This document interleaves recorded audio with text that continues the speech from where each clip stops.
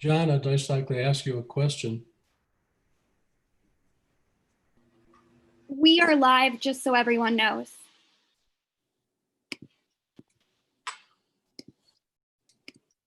Okay, this is Ron Hacker speaking right now. Do you hear me? Yes. Yes, we can hear you. This is Ron Hacker. Can you hear me now? Yes. John, can you hear me? Scott, anyone? Yes. We hear, Ron. Okay, then it's past 3 o'clock, so I would like to call to order the July 20th, 2020 meeting of the Town of Keel Island Board of Zoning Appeals. Board members who will hear the case are the following. If you'd wave or say that you're here. First, Wendy Kulik. Wendy, are you on? Yeah. She's trying to get back on, Mr. Yes. Hacker. Frank Cassidy. Here, Ron. Scott Parker. Ron, I'm can present. you hear me? Got you, Wendy. Thank you. Jay Lewis. Here. Morris Hannon. Morris Hannon. I don't believe he's on, Mr. Hacker. Okay, Ben Farabee. Ben's there. Ben Farabee. We're missing Morris. Ben and is, Ben. he's muted. He's here. Okay, and then also myself, Ron Hacker, Chairman. As you know, we have our staff member present, John Taylor Jr., who you're seeing, and then also our attorney, Joe Wilson, our attorney at the BZA. You're unmuted. Good. Thanks, Ben. You're on now? Can you hear Can me? you hear me? Okay. Can you hear me? Yeah, you can, definitely. I can hear you. Okay. Okay. Our case rulings from this and any other BZA meeting are available for public review and inspection during normal business hours at the town hall. And at this time, I would like to explain to the public, all of you on here, the workings of the BZA.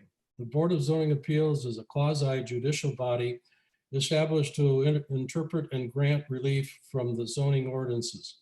The Board of Zoning Appeals is adjudication, over 3 different types of appeals, variances, and special exceptions. Our appeals are heard regarding administrative actions and decisions by the zoning administrator or staff. Variances may be granted when strict application of the zoning ordinances would cause an unnecessary hardship. The board's actions must be based on specific standards as contained in South Carolina Local Government Planning Enabling Act of 1994 and the Town of Keel Island Zoning Ordinance. Special exceptions allow the board to permit uses if certain conditions as contained in the zoning ordinance are met. A simple majority vote of the quorum present is required to grant variance or to overturn a decision of the zoning administrator or in an appeal or grant a special exception. Because today's hearing is a public fact-finding meeting, we are in compliance with the Freedom of Information Act and South Carolina Code 6-29-70. 15 days prior to this hearing, an announcement was printed in the Post and Courier, a sign was posted on or near the designated properties, and a notice was mailed to the applicant or their representative, also to residents within 300 feet of the application and to parties of interest. Persons, organizations, and news media who have requested a declaration of our meeting have also been notified. The Freedom of Information Act does not require notification of anyone other than the applicant and the parties of interest. Our purpose today is for interested parties to be heard in order to assist the board in gathering evidence pertinent to each case. If the members of the BZA feel the need for further information to clarify a case, the board has the authority to subpoena witnesses. In addition to your testimony, our board has been presented written information submitted to the staff by the applicant or their agent for each of the cases. This information is now considered to be evidence and is entered into the permanent record of our body. It is assumed that it is complete, true, and accurate. Also, we have been presented data assembled by the staff for the purpose of clarifying the location and the effect on surrounding property. Our board is empowered to approve with conditions, or to deny your requests. We are also authorized to defer a case should there be a need to attain additional information.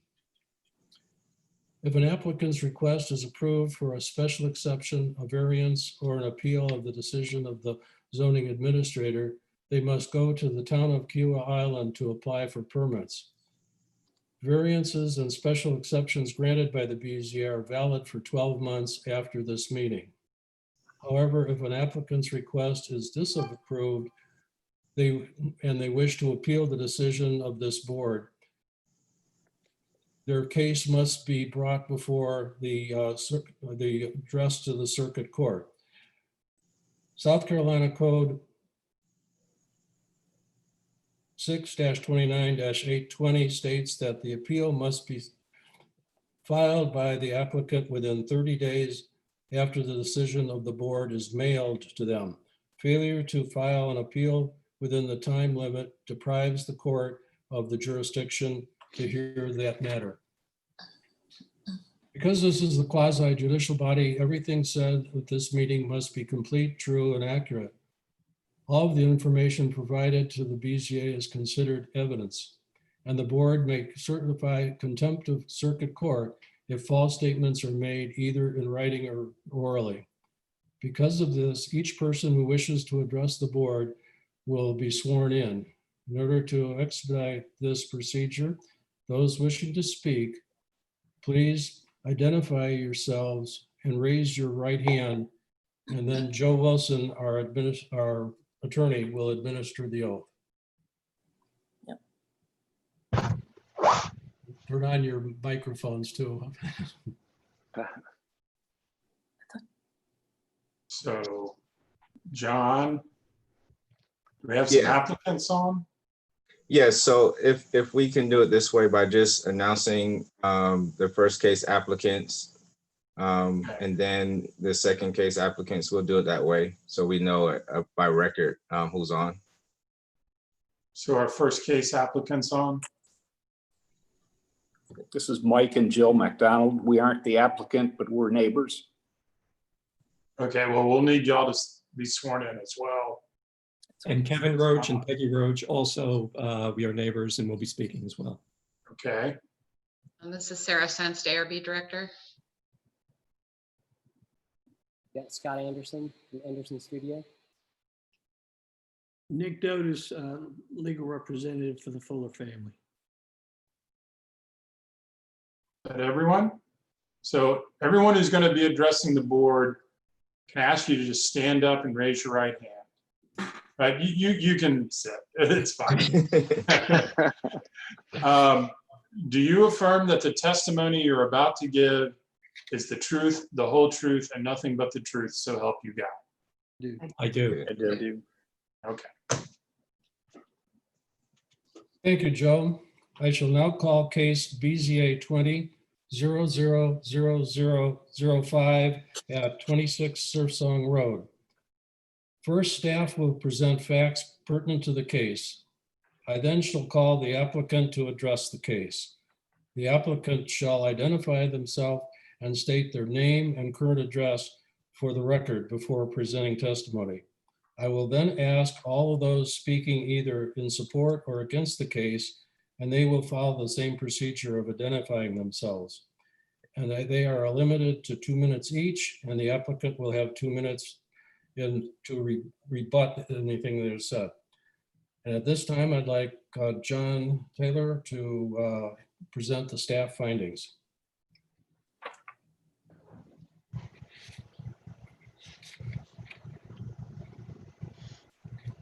I'm gonna share my screen here so you all see the presentation here. Is everyone able to see? Mhm. Yes. All right, so our first case for this afternoon is case number BZA 20-000005. This is a special exception request, and this is for the placement of an accessory structure, detached accessory dwelling unit in front of the principal building. The property owner, the RWS Holdings, is requesting that particular special exception, and the project applicant is being represented by Mr. Adam Wilson of Anderson Studio. The subject property is approximately 31,716 square feet in size. And the property was acquired by the property owners in 2018. As stated in the ordinance, the particular setbacks for this particular property are 30 feet in the front, 15 in the sides against lot 25, and then 25 against lot number 27. And then particularly regarding the plat, you'll see the rear setbacks. The ordinance does require that detached buildings shall be prohibited from being placed in the front of a principal building and shall be placed in the rear yard, except that when a detached accessory use may be constructed in front of the principal residence where the residence backs up to a beach, golf course, lagoon, or marsh, and is only permitted after approval as a special exception. Accessory buildings will be located within the buildable area of that particular lot as delineated within the setback requirements. So here is our subject property. 26 Surf Song, which is a flag lot that backs up to the beach. So a few images of the site. There is a shared common drive between this particular lot and the adjacent 25 Surf Song. John, your presentation is not advancing. It's not? Okay. Do Just we need pause. to do that individually, John? No, I'll just pause here, make sure it's, maybe I'm sharing my wrong screen. Just 1 second.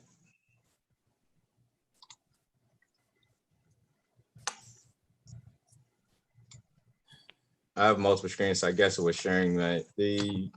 How about now? Yes. Driveway. Okay, so my apologies. I'll go back a few slides. It's just the zoning map that showed the particular subject property outline that is adjacent to the beach, as well as just a few images of the site. So this is the entry drive that approaches the property. It's quite significant in vegetation as you approach. As you get to the subject property, it splits off that shared driveway to the left and to the right. To the right takes you to 25, the adjacent property owner. 26 takes you to the left. The subject property is currently vacant.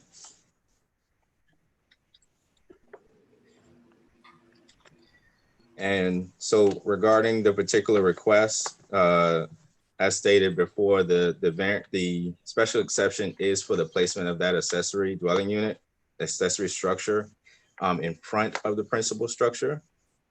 And so the applicant has submitted to the Architectural Review Board, and the Architectural Review Board has issued conditional approval for the conceptual improvement review. And that was issued on March 5th, 2020, stating that the design of the home is approved to continue preliminary submittal. And the board is comfortable with the proposed site development and looks forward to reviewing the home in further detail. Additionally, the Architectural Review Board also issued a preliminary review approval on June 25th of this year, stating that, quote, the design of your home is approved to continue to the final submittal. As you move forward, please address the following comments and conditions in keeping with the guidelines. The stakeout revealed that the driveway needs to shift as it approaches the home from the flag portion of the driveway to avoid major tree limbs and allow for clearance into the site. Please revise the paving layout and placement of the retaining wall near the oak cluster at the west property line, as the wall and extent of paving are too impactful to the existing topography and trees. And please revise the clearing plan to reserve the grove of palms at the east side property line and oak trees at the north side to ensure adequate tree canopy and vegetative screening on the site. Please reduce the extent of the sod lawn at the rear so that the additional plantings can be installed alongside the property lines, and to ensure that the sod panel is more internal to the site. The seating area adjacent to the boardwalk should be located fully within the property line. Given the proximity of the Fort Cochere to the adjacent property to the north, the board has concerns about the proposed massing and roof deck location. Please either reduce the mass of the or revise the location of the Fort Cochere. At final review, please show how the roof deck will not impose on the neighbor's privacy or adjust the roof deck location. The updated site development does not allow for adequate vegetative screening between the home and the neighboring property to the east. The guest parking and back out area should be significantly reduced at these locations to allow for adequate landscape buffer. Please continue to study the expanse and placement of glass on the east elevation, as the extent of fenestration being shown appears to be impactful to the neighboring property. The two-story window bay in the main entry connector is a particular concern, as it focuses expansive views directly at the neighbor's home. As the guest parking is reduced in this area, please study how the extent of the glass at the second floor can be reduced and design the landscape in this area to supplement the existing trees and provide a dense buffer without blocking the neighbor's views corridors. Similarly, as you finalize the landscape plan, landscape of height is needed in the front of the east chimney to mitigate its mass from the neighboring property without impeding the view corridor. Within your materials, there are a number of exhibits that the applicant has provided. I'm just going to flip through those as I go through the particular criteria. And so you'll see that there are a number of exhibits that have been submitted from various stages of this particular project. So regarding the criteria of findings of fact, remember that these are the particular criteria that the Board of Zoning Appeals has to consider approval or disapproval of this application. Regarding that first approval criteria A, staff responses that the placement of the proposed accessory building in front of the principal building may be consistent with the vision and goals embodied in the comprehensive plan. The Town of Kiawah Island's comprehensive plan vision states that, quote, low density development that is being designed in harmony with nature is consistent with the vision, while tall, massive buildings are inconsistent because they dominate the landscape rather than blending in and meshing with it. Large homes, hotels, and other large buildings should be located on the large parcels or lots and should be set back from the property lines to reduce their visual impact from streets, the beach, or other open spaces in neighboring lots. Careful siting and attention to design will serve to achieve this goal and to retain the natural character of Kiawah Island. The housing element states encourage development of a diversity of housing stock, types, and styles that meet different needs of the population. The implementation strategy states, quote, provide mechanisms to permit flexibility and innovation in residential project design to promote land use, efficiency, and environmental protection. The proposed detached accessory building is to be sited on the current vacant lot in front or to the north of the proposed principal residence, which backs up to the beach. The western extent of the proposed attached accessory building is sited approximately 68 feet from the northeast corner of the adjacent residence located at 25 Surfsong Road. As opposed to one massive building, the detached structure may better blend with the surrounding landscape and allow for design flexibility in order to accommodate existing site conditions.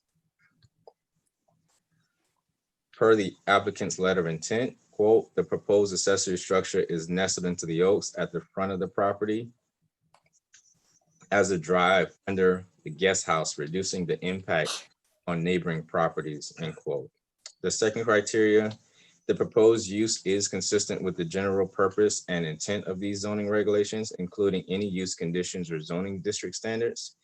And staff response that the section 12-65, the R1 zoning district, purpose and intent and land use planning and zoning ordinance states that, quote, the purpose of the R1 zoning district is to promote stable residential neighborhoods consisting of low density detached single family dwellings surrounding parks, golf courses, and open spaces. Activities and endeavors which might serve to mitigate against this purpose shall be prohibited or strictly regulated.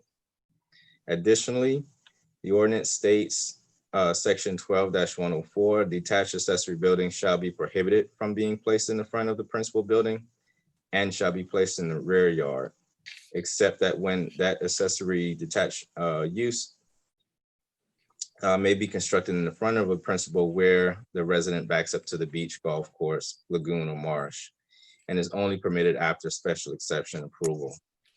Per the applicant's letter of intent that, quote, the location of the proposed detached accessory structure is in front of the principal residence where the residence backs up to the beach, and that proposed accessory building will be located within the buildable area of the lot as delineated by the setback requirements. Therefore, this request may be consistent with the general intent of the ordinance in order to allow for a varied layout pattern for this particular property due to its location adjacent to the beach. Criteria C, staff response is that this request may not be compatible with and preserve the integrity of adjacent development and neighborhoods.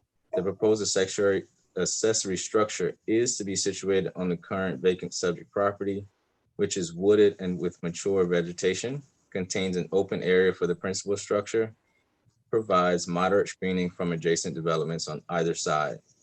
Existing residents within the neighborhood also have detached accessory units as 29 Surfsong Road. Furthermore, per the Kiawah Island Architecture Review Board preliminary review approval letter, given the proximity of the Port Cashera to the adjacent property to the north, the board has concerns about the proposed massing and roof deck location. Please either reduce the mass or revise the location of the Port Cashera at final review. Please show how the roof deck will not impose on the neighbor's privacy or adjust the roof deck location. The updated site development does not allow for adequate vegetative screening between the home and the neighboring property to the east, and the guest parking and backout areas should be significantly reduced in these locations to allow for adequate landscape buffer. Criteria D, the proposed use is compatible with the character of the underlying zoning district. Staff response, the proposed use may be compatible with the character of the R1 zoning district. This is due to the orientation of the principal structure location on the front of the beach, on the beachfront, excuse me. The ordinance allows for flexibility through special exception approval for detached accessory buildings to be sited in front of the principal residence where that residence backs up to the beach, marsh, golf course, or lagoon on properties throughout Kiawah Island. Per the applicant's letter of intent, the location of the proposed detached structure is in front of the principal residence where the residence backs up to the beach. Criteria E, where applicable, the proposed use will be developed in a way that will preserve and incorporate natural features. Staff response to proposed use will be developed in a way that preserves natural features.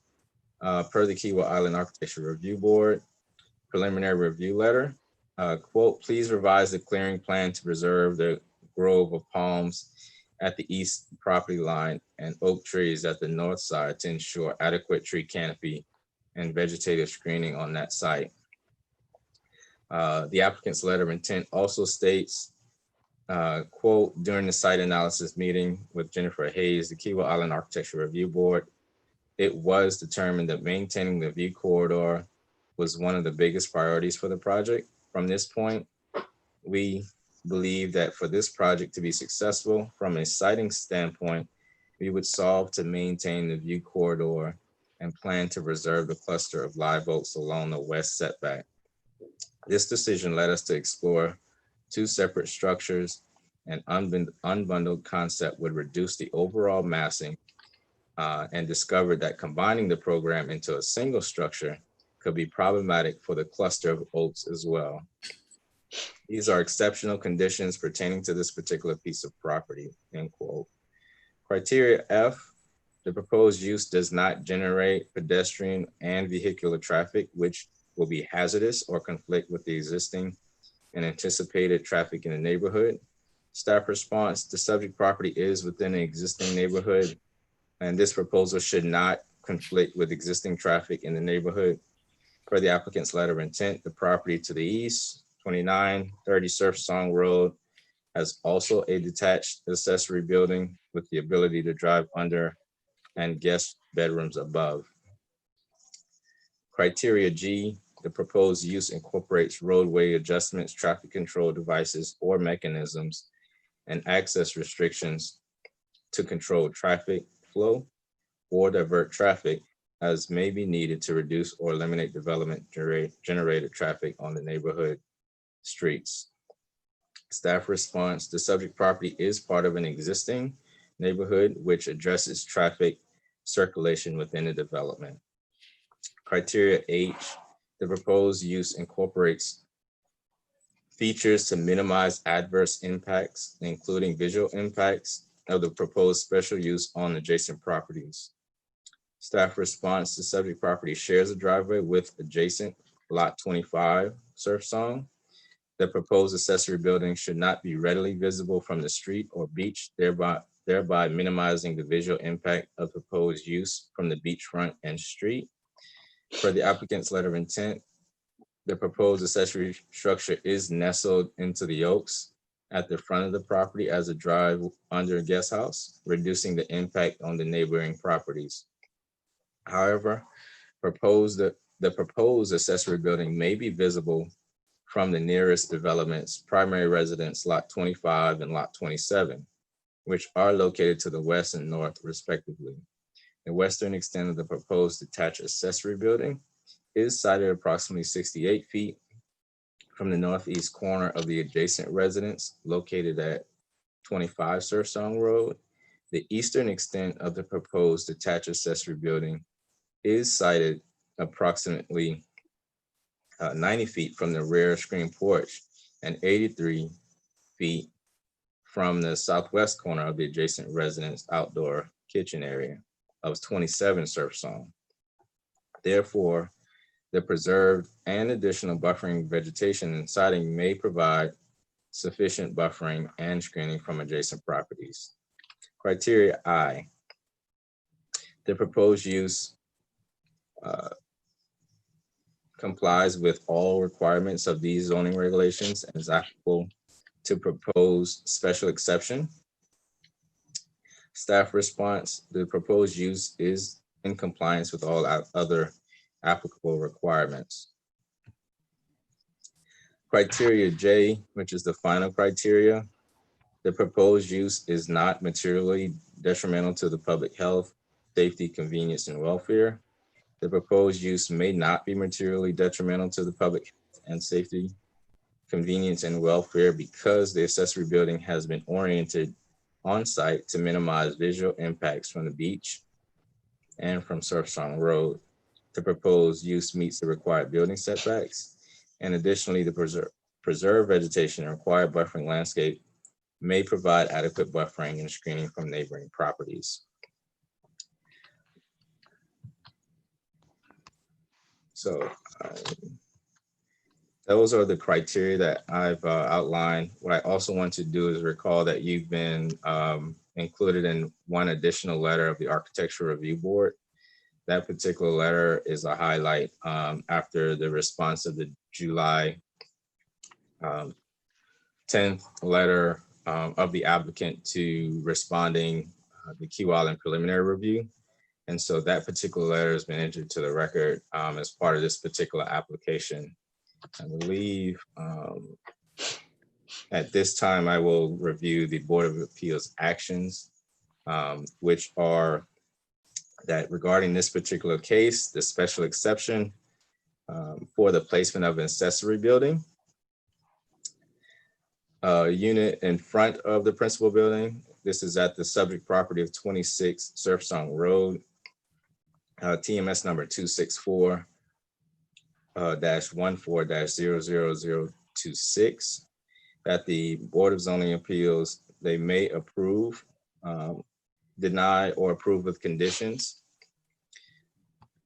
In the event that the Board of Zoning Appeals does decide to approve this particular application, the board should consider the following conditions, which first would be to prior to permitting approval, the applicant shall provide a landscape plan approved by the planning director, providing additional buffering landscaping to the north, northwest, and west areas of the property to increase a vegetated buffer area between the proposed accessory structure and the adjacent property lines. And two, the property owner shall not sublease or rent the accessory building separately from the primary building.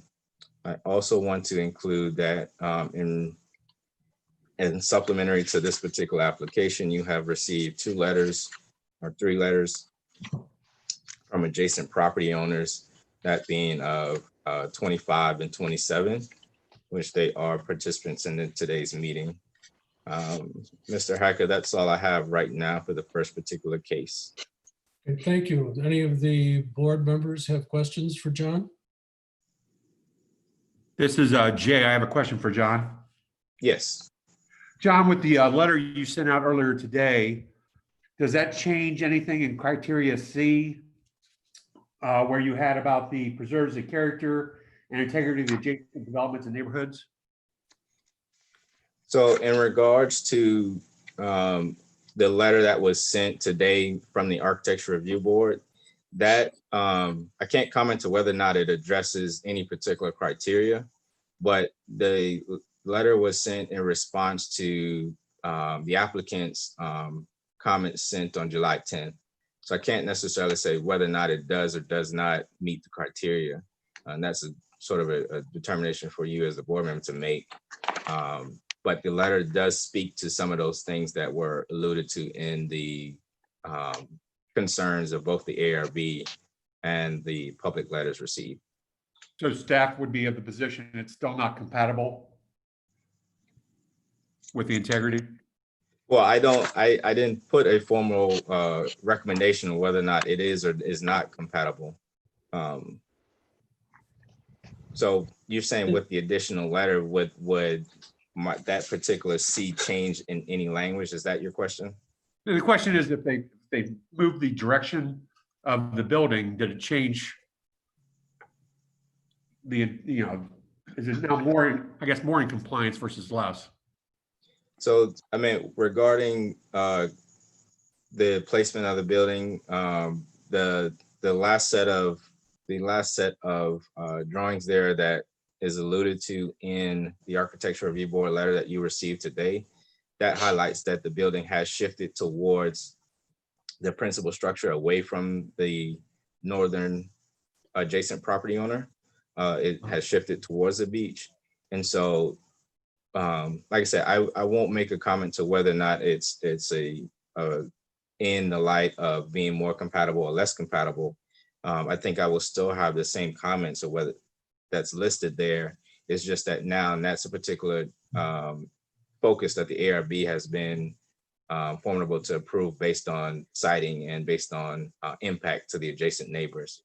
John, Okay. is Sarah still there? She could probably answer the I question. think she may, I know she had to leave, but she may still be on.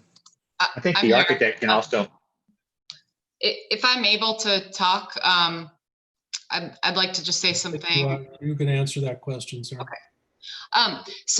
Who's talking, please? This is Sarah Senst. I'm the ARB director. Thank you. I just wanted to clear up for everybody that the letter that was sent, I know that John had read the original preliminary review letter that had some concerns about the massing of the porte cochere building. But we've subsequently approved the location of that porte cochere after quite a few adjustments have been made by the design team. The building has moved back 5 feet, which in turn saves some critical canopy trees. They have also reduced the overall massing at the brackets that are most impactful to the neighbor, and also change the massing at the roof.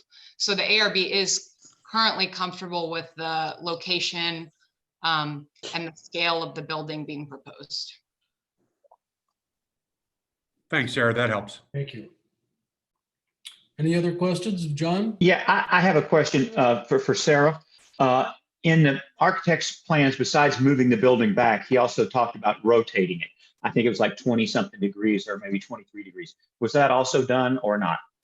So after quite a lot of thoughtful study by the architects, it was determined that rotating the building would actually cause the building to be more impactful to the neighbor.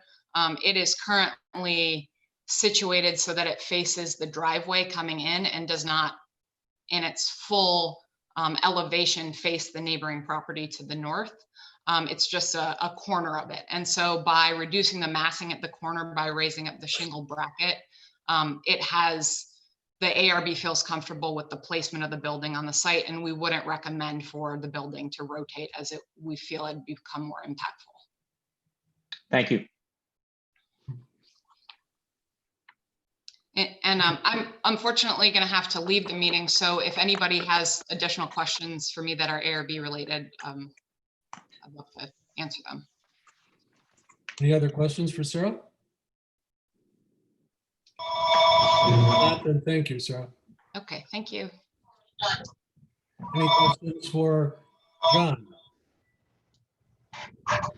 There are no further questions for John. Then I'd like to call on the applicant, either Mr. Wilson or the Sharps, to present any information that they have. Hello, everyone. This is Adam Wilson. And would you state the name and your address, and then we'll be glad to hear you. Thank you. State the name on what? I'm sorry. Your name and your address. Adam Wilson. I work with the Anderson Studio, and the address is 20 Broadway in Mount Pleasant. Thank you. The floor is yours, then, Adam. What's that? It's you're on. It's your floor. Okay. Thank you. One question that was brought up regarding the rotation. The rotation of 23 degrees is where we are proposing to be on the site.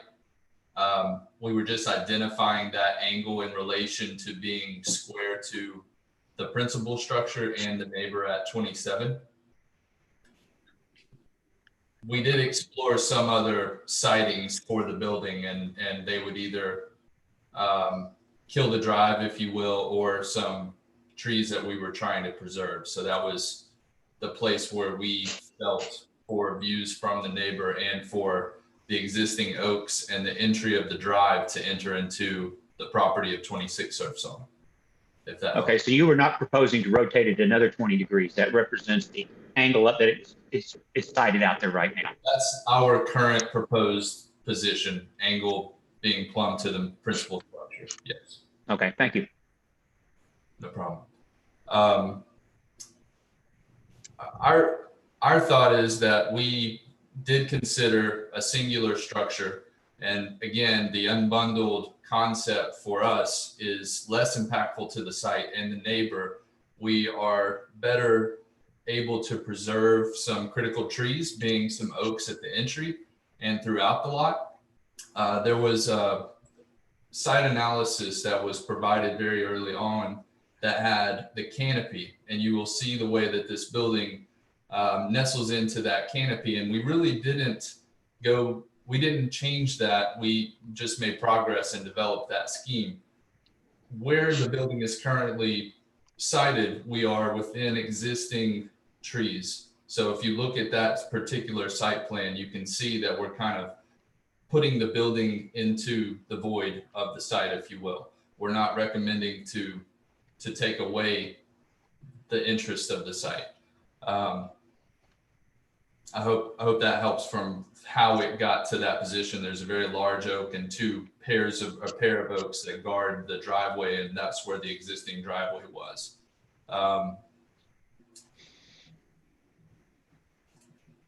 Are there specific questions that I could answer and maybe speak to?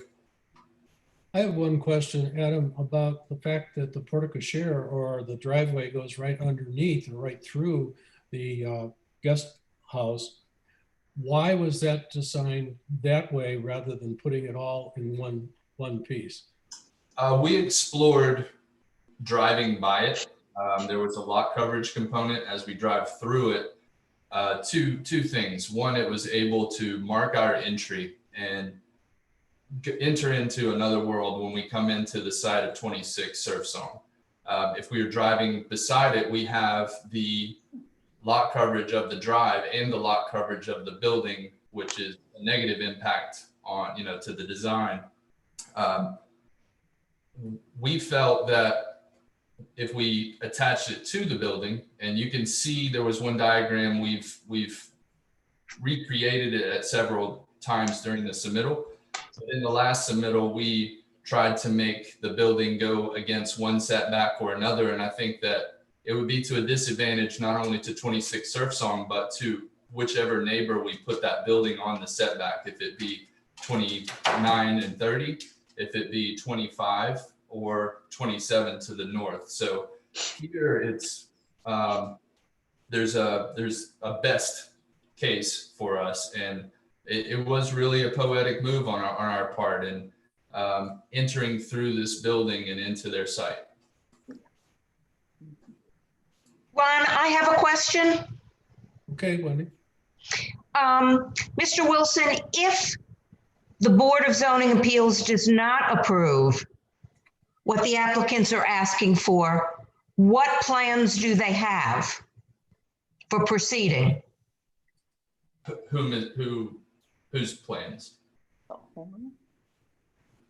The plans for their home, if the special exception is not approved by the Board of Zoning Appeals, what plans do they have for proceeding? I think we would discuss after receiving that formal decision on what next steps would be.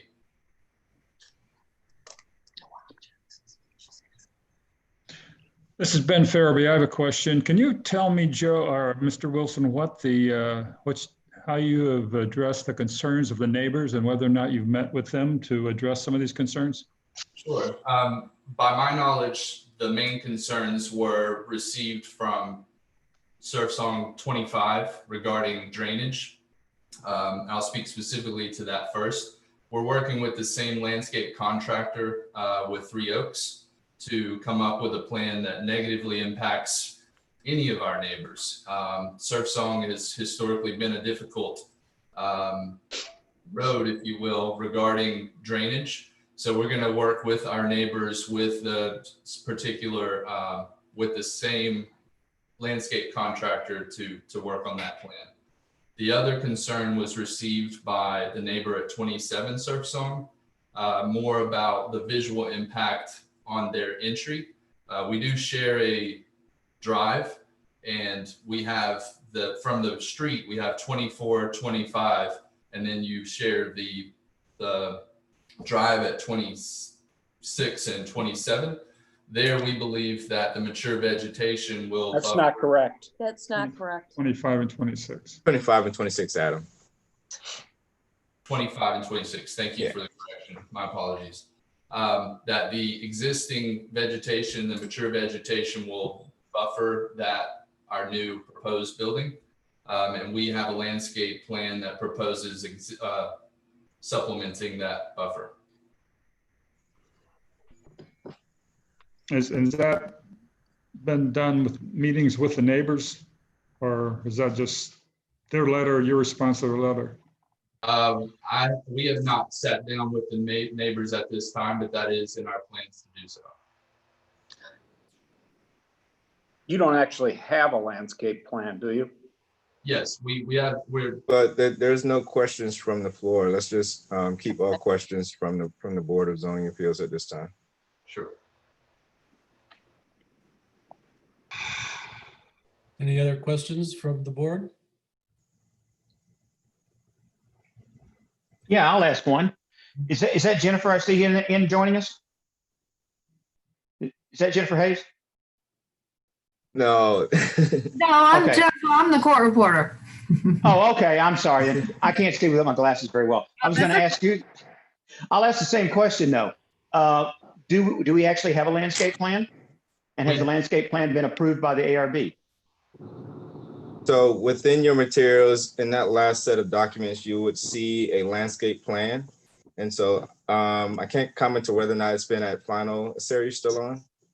Yeah, sorry, I'm on my phone, so hopefully this works. The audio cut out for a second. So is the question if there's a landscape plan that's been proposed? If the landscape plan has been approved by ARB. So typically at final review is when we see the planting plan. And so we have not yet seen, well, we have seen preliminary planting plans. We've asked them to do a little bit of work on various areas of the planting plan, but for the most part, it's going in a good direction.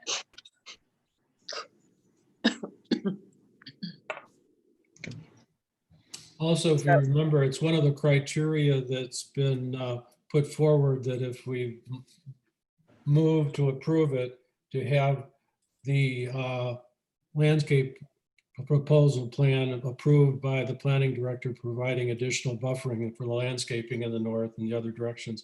That's one of the criteria, as well as the fact that the building should not be leased out separately. Any other questions for Adam? If not, thank you, Adam. And at this time, anyone else like to speak in favor of the proposal? This is Scott Anderson. I'm from Anderson Studio. I'd like to speak if I could. We need some, the sound has to go up. I don't hear you, Scott. Can you hear me now, by any chance? Yeah, we can hear you. Just maybe speak a little louder, Scott. Sure, great. So I did want to further a little bit about what Mr. Wilson said about the design relative to the neighbor at 25. I think so one, we have not sat down with them. Very pleased to sit down with them to discuss plantings, et cetera. I think there are kind of two things about this proposal. If we look at what faces that neighbor, the narrow end of the guest house porte cochere faces them the most directly. And I think that's a positive thing in terms of space between the porte cochere and moving south towards their home and the Sharps's primary structure. And there was a question earlier about positioning studies of the house. And one thing we felt strongly about was to not actually rotate that porte cochere and have it as a part of the main structure along that west setback. This idea was that we not present a really long wall and mass to our neighbors at lot 25 or the neighbors along the east property line. And then in terms of the drainage from the concerns from the property owners at lot 27, just to reiterate what Adam said, and that we are very much aware of the drainage issue and are paying attention to that with both Cindy Klein, landscape architect, the gentleman at Royal Indigo are very much on board in terms of being the contractors and making sure that we do not exacerbate and actually help that situation. And of course, Three Oaks we feel is very, very well equipped and experienced and can help us really help that situation. But if anyone has some questions, I'd be happy to answer them. But that's what I'd like to say. Thank you. Scott, I didn't get a chance to ask you to say to your name, just your address and your position. Sure. So I'm the owner of Anderson Studio of Architecture and Design. And our address is 20 Broadway Street, Suite 101, Mount Pleasant, South Carolina 10354. Okay, thank you. We need that for the record. Thank you. Any other questions of Scott? If not, any other speaking in favor of the proposal? This is Sarah Senst again. I'll just say that we think that we've asked the design team and the homeowners to do quite a lot of study to ensure that this design isn't going to be impactful to the neighbors. We feel like they've done a great job, and we feel like this is going to be a beautiful piece of architecture. And you know, if they aren't granted the special exception, if they need to add a wall or something else, it may actually negatively impact the aesthetics of the design, because they have really thought about this overall in a whole context. So I just wanted to say that once again, the ARB is in favor of this design. Thank you, Sarah. At this time, I think that we've had everyone speaking in favor of it. Now I'd like to say anyone speaking opposed to the variance. Yes, we'd like to speak. This is Kevin Roach. My wife Peggy is here with me. We are adjacent property owners and like to make some comments to the board. Okay, and your address? We are, our Kiowa address is 27 Surf Song Road. Our permanent address is 7700 Baltusrol Lane, Charlotte, North Carolina.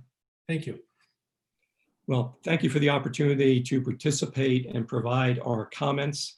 As I mentioned, we are the homeowners of 27 Surf Song Road, which is, of course, is an adjacent property to 26 Surf Song. I'd like to start by pulling back for a second and talk about the nature of this detached accessory building under consideration. In the submitted plans and comments today, we've heard it described as a guest house with a porte cochere feature. Now, we recognize that porte cochere is probably the correct technical architectural term, but let's be honest about what this structure really is. It is a grand arched entryway into this property with separate guest units on each side. It is a statement piece, a poetic statement piece, I understand. And the price for this grand entryway statement would be borne by our family and other adjacent neighbors. For us, that price comes in the form of a large structural mass measuring 57 feet wide and 43 feet high, located in close proximity to our property. This structure would be the dominant aspect of any view from our home. Now, let me explain what I mean by view. I'm not talking about sight lines down a view corridor to the beach. I'm talking about view in its most basic and visceral sense. I mean what we see and feel and experience when we are in our home or on our property. And whether we were on our deck, in our pool, in our first floor living areas, on our second floor or third floor patios, or looking out our bedroom windows, this structure would be the dominant feature that we see and experience. It would always be there, right in our face. And the core essence of what we love and treasure about our home, its sense of seclusion, privacy, and peace, would be shattered. I'd also like to take a minute to address all the work and effort that the applicants have gone to in order to try to prove that this structure really would not create a material invasion of our privacy or have a significant adverse visual impact on us.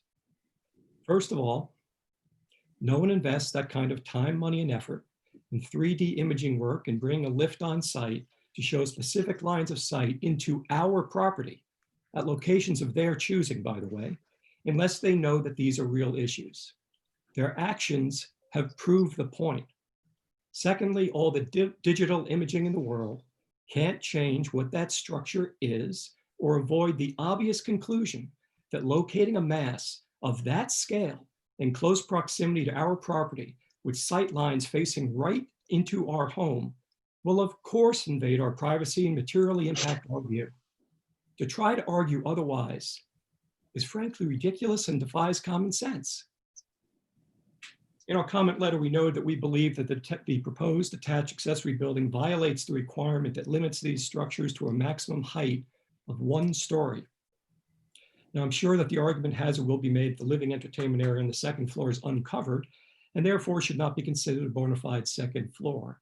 Well, first, if you look at the plans, you'll notice that the height and location of the 2nd floor subflooring is clearly noted. 1-story buildings don't require 2nd floor subflooring. Second, in an effort to partially address the privacy concerns that they say are really not an issue anyway, a screening wall has been added on the 2nd floor. So if that screening wall goes in place, we have the worst of all worlds. The wall height of a 2nd floor and an open air design that exposes us to all the noise coming off that open entertainment area. Now, I understand in this recent letter from the Kiowa Island ARB that screening wall may or may not be required. But if it's not there, that of course just exacerbates the entire noise issue. We would simply ask the board, does this structure really look, feel, and function like a 1-story building? Now, it might be tempting to believe that these concerns can be addressed by vegetative screening or additional landscape buffering, or by shifting the building a whopping 5 feet, which is what we're talking about in terms of this shift in response to some of the concerns by the ARB. Let's be clear, this structure is a very large mass. For us, it is the equivalent of a 2,500 square foot wall with windows. You cannot hide that or fix it with a few palm trees. The only way to fix that visual and privacy intrusion is by not permitting the structure to be built in the first place. One last point. Rules exist for a reason. Town ordinances exist for a reason. At the most basic level, they exist to prevent people from doing something that would benefit themselves while causing a direct negative blowback impact on other people, in this case, their neighbors. The Town of Kiowa Island zoning ordinance clearly states the criteria that must be met for special exceptions. Now, we recognize that lots and neighborhoods vary widely on Kiowa, and the board, of course, must always consider the specific facts and circumstances of each particular case. For example, 2930 is a double lot, plenty of room to have this put in place. But in this case, by any objective measure, the proposed attached accessory building does not meet the required criteria. It is not compatible with surrounding properties. It does not preserve the character and integrity of adjacent development. And it certainly does not minimize adverse visual impacts of the proposed special use on adjacent properties. But much more importantly, if built, this structure would violate an even more basic and fundamental standard, the standard of mutual respect and consideration that should always be the expectation between homeowners on Kiowa Island. I'll stop there. Thank you for your time. Any questions from the board? Yes, I have one, Mr. Roach, Ben Farabee. It's hard for me to tell whether you are most concerned about the physical location of it or the appearance of that adjacent building or that building. And yeah, can you delineate the two for me? Well, I'm not sure they can be delineated. It's a combination of the location, certainly. It's about the scale and mass. We are immediately less concerned about the architectural details as we are the sheer volume and scale of that building. In addition, which I did not talk about in my verbal comments here, but we did in our written comments, it happens to be located in an area that has a very, very high likelihood of causing tremendous problems due to water drainage. We already get periodic flooding in our lower level, and a building, a structure of that mass in that location that has very severe water drainage and very high water drainage has a very high likelihood of having that water go somewhere else, meaning toward us. But in answer to your question, Ben, we are most concerned about the sheer visible oomph impact on us and less concerned about the specifics of the architectural design. Does that answer your question? Yes, well, sort of, but a number of things you've touched upon are ARB kinds of issues rather than BZA issues. Well, I think they're BZA to the extent that a special exception has been requested to locate a building using a special exception in that location. My concerns are not really about the design. My concerns are that building located that location will have a direct and significant detrimental impact on our ability to enjoy our property. Mr. Roche, you're talking about 68 feet between your buildings and that building, which are very highly wooded from looking at it. How are your sight lines going through these trees to affect you? There is I mentioned this in my written comments, there is a large open area of an elevated dune directly to the north of where this property is sited. There is it's wooded in one sense, but there is a large open area that provide view lines right in. I understand the applicants provided certain lift shots in, conveniently focused on exactly where the coverage is. But if they go up to our second floor or third floor, when we open up our master bedroom, we look out our master bedroom window on the third floor, we're looking right down on this thing. And it's open in the area to the north of where this building is expected to be sited.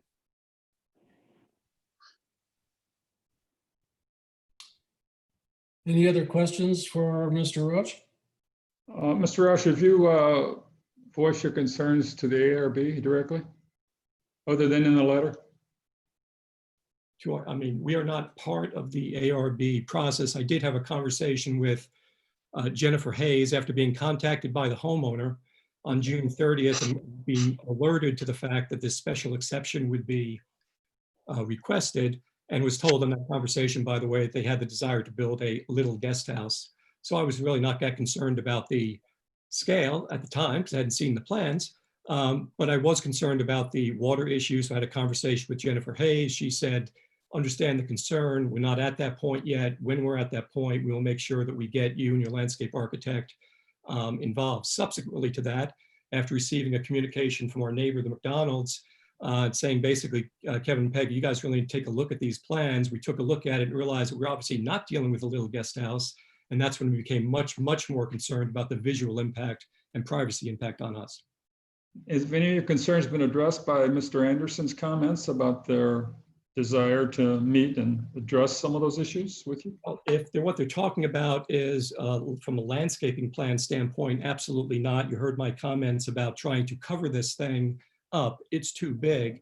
And I understand that the ARB feels very good about all the steps that the architect or the applicants have taken to make sure this is not a visual impact, but moving the structure 5 feet and just cutting off the corner of the roof lines, in our minds, are small cosmetic changes like chipping a little bit of concrete off the side. It doesn't change this scale. This is a 57-foot wide, 43-foot high building located right off our property line, running not quite horizontal, but across and parallel to the front of our property.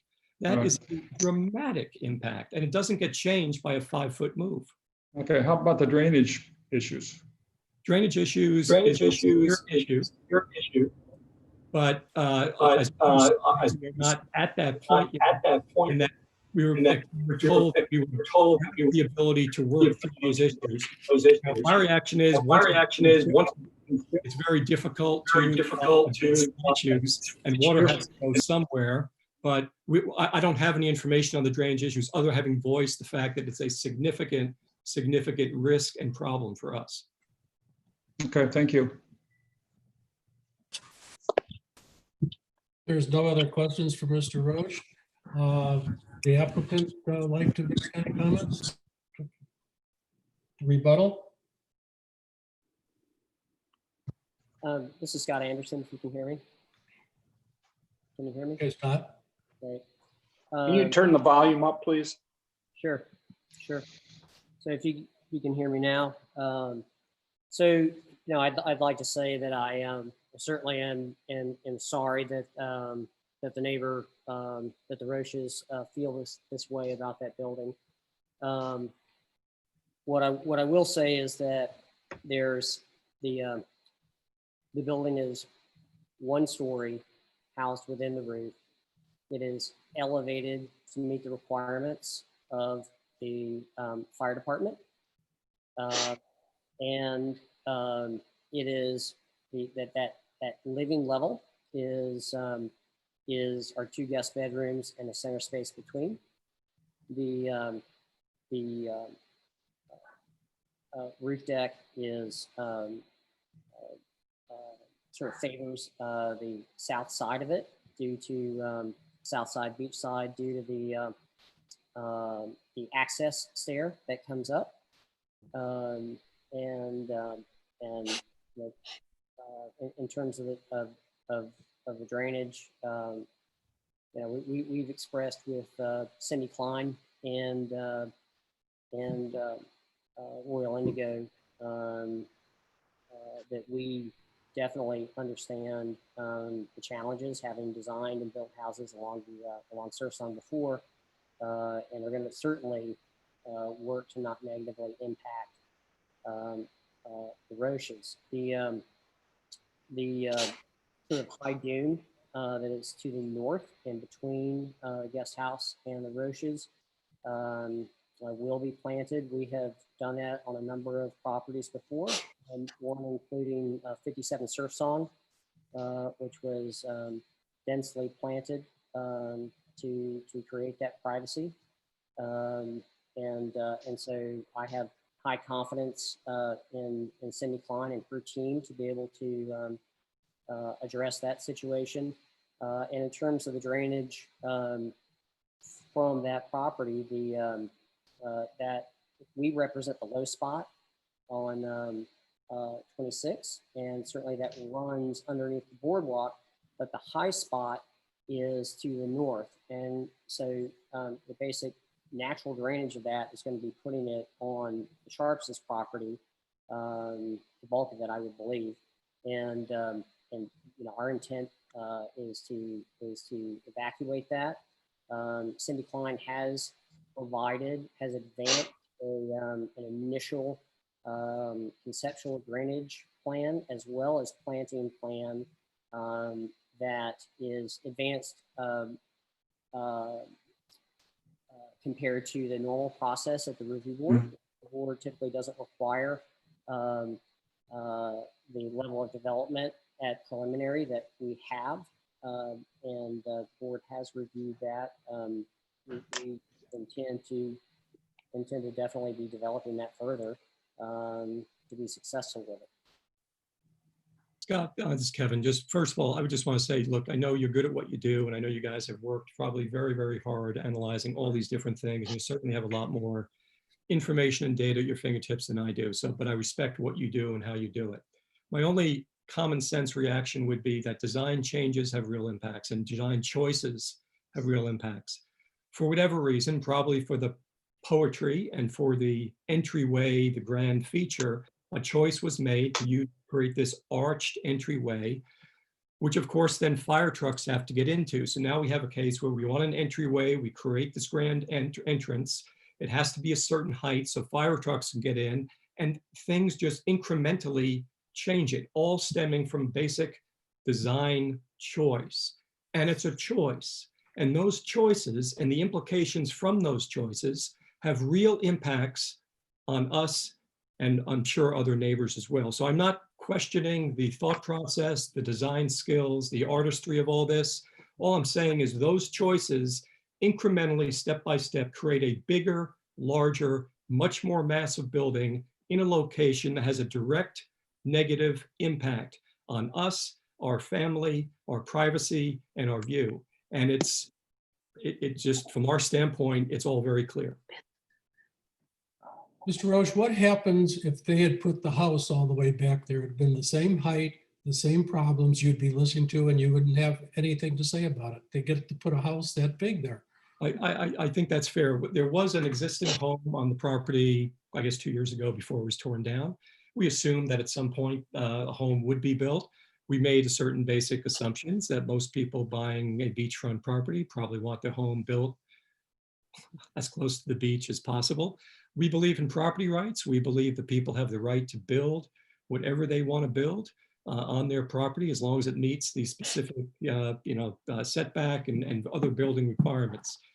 But the idea of having best of both worlds, having their house on the beach, but then having the maximum distance from their principal residence back toward us, covering the entire lot, buildable lot, which requires a special exception and has specific criteria, all so that they can create a grand entrance off a shared driveway. I appreciate the reason for it. I could see somebody saying, yeah, that would be a really neat thing. But the problem with doing a really neat, cool architectural thing is it has impacts on people, on the surrounding neighbors. So in answer to your question, I agree completely. I'd be sitting here on my hands and not loving it, but have to accept it. But in this case, they're trying to get the best of all worlds, and that's just not fair. Okay. Yeah, please. Thank you. Yes. Adam? So, a lot of the concerns are based on timing. You've built first, and you're able to critique what's coming in. The issues that I'm hearing are what I think are A or B concerns, and that we have met the zoning criteria. Regarding massing, a comment's already been made that we could have proposed to build the main house there, which would be a taller structure, would probably more broad. I, for myself, went into the site and put myself at each elevation of the proposed structure, looking into or trying to look into your property to analyze the information and to either gain more confidence in our design or to come up with alternatives or to inform that process. I couldn't see into 27. I had to back out 20 feet to be able to see through the existing vegetation. I think that there may be a clearer view at the ground floor because you're looking underneath the existing canopy, which you're going to see through the porte cochere. So you're going to see open air and natural light. The development dictates the setbacks. We don't. The lot 27 is an interior lot. You are going to be surrounded from a development standpoint, and you are going to abut neighboring properties. And I understand the nature of our lot. I understand that we'll have neighbors around us. But first, your point on just because you're there first doesn't give you the right to thinking about it. I think that we've had enough. We're way over 2 minutes. I think that we'd like to. I was just responding. I'm sorry. Thank you. I would like to stop talking with Mr. Roach and ask for anyone else who would like to speak. Yes, this is Mike McDonald. This is my wife, Jill. We live at 25 Surf Song. We've lived full-time and I've got a very short statement. I'll meet your time limit. We've lived full-time at 25 Surf Song for the last several years. You've all seen the written comments that we've provided, hopefully, and I don't want to repeat them here, except to say that we've worked hard and invested heavily to create a very special and dramatic entryway leading up to our driveway and into our driveway courtyard. You almost can't see the house until you arrive in the courtyard, which creates this dramatic reveal of our property. We believe the size, the placement, and the angling of the proposed detached structure will create adverse visual and noise impacts that will affect us negatively from an aesthetic point of view and therefore from a financial point of view. The structure, the guest house structure, is shoehorned into the very north end of the lot. It's a wide structure, as evidenced by the fact that it abuts the setback lines on both the east and the west sides of the lot. That's big. And 100% of this structure is positioned 60 to 80 feet closer to the street than our house. So that means that visitors through our driveway and up our portion of the driveway are going to have, number one, this view corridor as the driveway shoots off to the left, they're going to see this shot of this structure, which is going to be impressive, I'm sure. But it'll be distracting, and it will distract from the dramatic reveal that we get when visitors come to our courtyard. It will also, the corner of the structure will be 15 feet from my lot line, and right at one of the driveway aprons. So there's going to be two places where visitors to our home are going to get this visual shot. The architect's letter of June 19 to John Taylor suggests that the unbundled concept that splits the development into two structures will reduce massing when compared to a one structure development. However, that decision creates a sprawling compound with structures on both the south and north ends of the property. As a result, you have a residential project whose structures abut the setback lines on all sides of the lot. And I dare say that's an unusual development usage in Kiowah.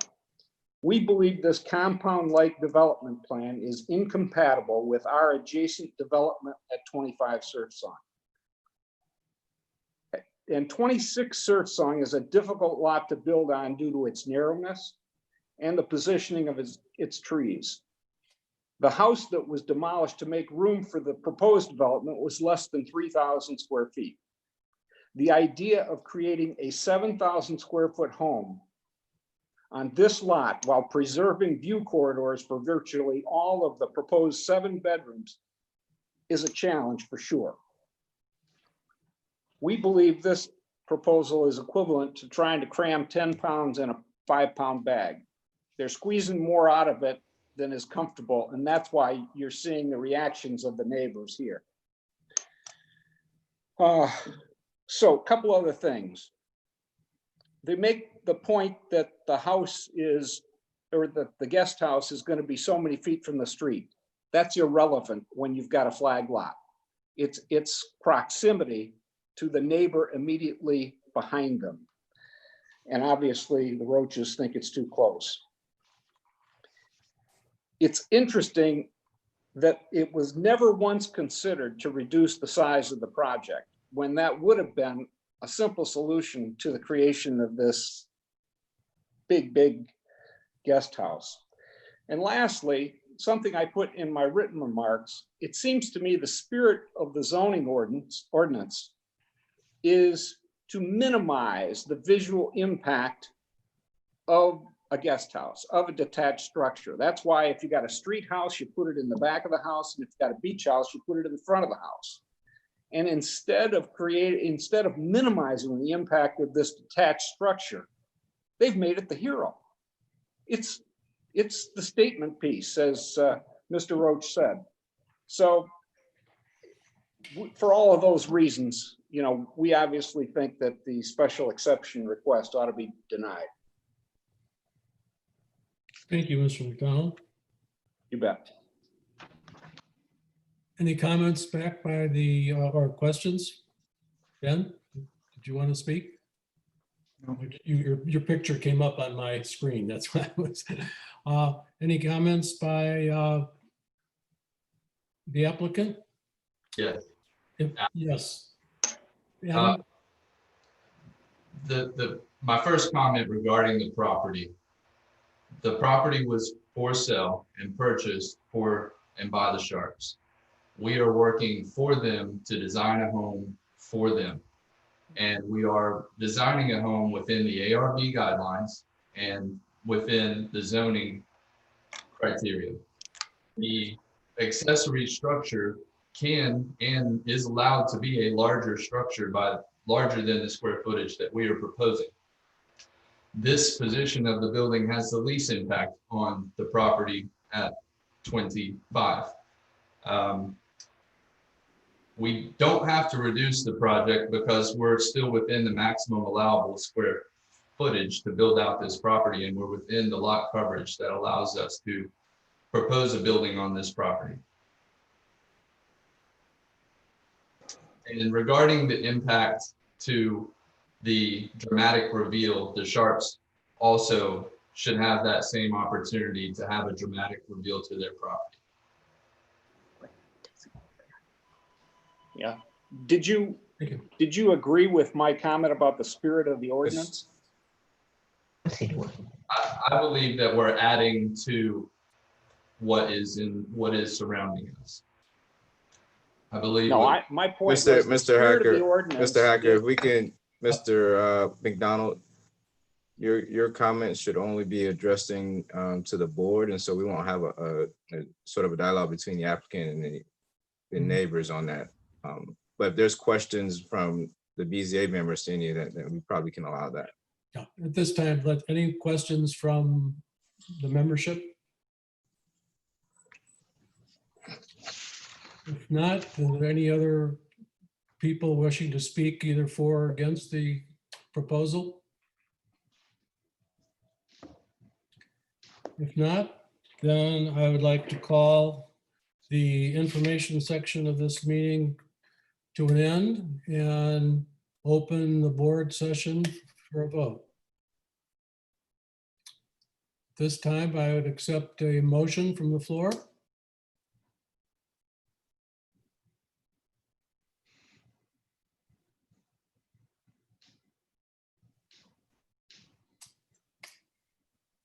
It seems like the board is not convinced either way of making a motion either for or against this proposal. I'll make a motion. Okay, Ben. I move that we reject the request to build the house, the adjacent. I'll second that, Ron. This is not, the request is to approve the variance. Special exception. Special is what is put a special exception. Thanks for the correction. I recommend I propose we reject that request for a special exception. And I'll second that, Ron. Okay, it's been moved and seconded to reject the application for a special exception to have a guest building placed behind the beach house. The floor is now open for discussion. Okay, I'll Just just because I actually agree with Ben and Wendy. I found this case to be very problematic to me because from the technical specs point of view, is it within the buildings, the lots of coverage? Is it, within all the various technical guidelines were met? But I could not get my head past 12161C, which deals with the visual and noise impact of this building, this outbuilding, so to speak. And to the life of me, when I walk the property, it's like, well, why didn't we just move all of this back and build a bigger house if that's what you want? If you want a place to party and have large guests, put it back there. Don't put it out in front. And to listen to all the machinations that have gone along these lines, I think what Mr. Roche said about you don't go to this much trouble unless you anticipate this to be a contentious area. That was the way I felt about it as well. Thank you, Scott. Any other? I'll just second what Scott said, that this is about section 12161(6)C concerning the compatibility and preservation of the character and integrity of the neighborhood. And just to respond to something that Mr. Wilson said, that's where this becomes BZA business because of that criterion and not just ARB business. I think this has been one of the more difficult decisions or applications that I've seen since I've been on the board. And it's really the difference between property rights on both sides. I can sympathize and understand both sides of what's trying to be done and what's trying to be accomplished and put myself in each one of those positions, and I can take the same position they're taking. I think this is a difficult conclusion to come to, but I guess I'm drawn to the fact that I think that some more alternatives ought to be considered. Yeah, this doesn't prohibit the property from being utilized. There are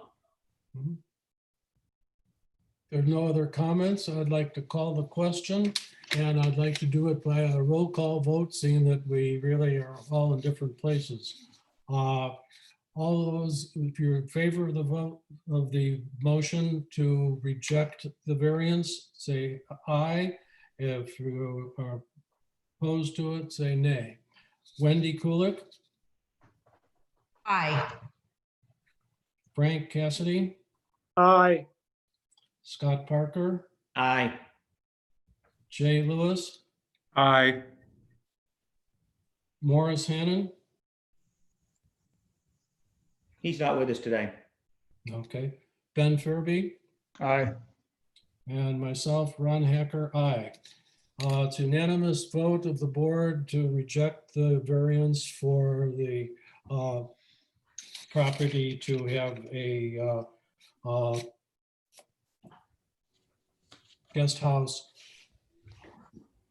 located where it is. As a comment, what we are doing is voting because of the reason of sites and setbacks and concern for visual impact by the neighbors.